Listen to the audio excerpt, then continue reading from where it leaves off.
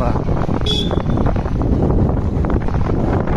ಮೊದಲು quit India ಚಳವಳಿ ಆರಂಭಿಸಿದ್ದು ಈಸೂರು.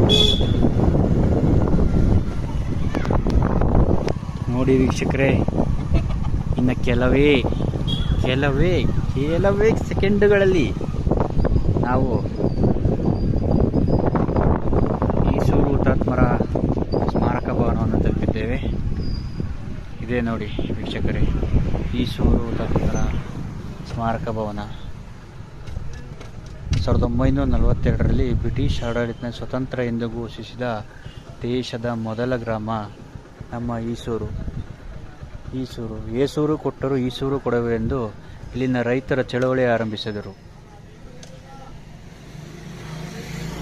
ಇಲ್ಲಿನ ಹುತಾತ್ಮರಾದಂತಹ ರೈತರ ಸ್ಮಾರಕ ಭವನ, ದೇಶಕ್ಕಾಗಿ ಹೋರಾಡಿ ಹುತಾತ್ಮರಾದಂತಹ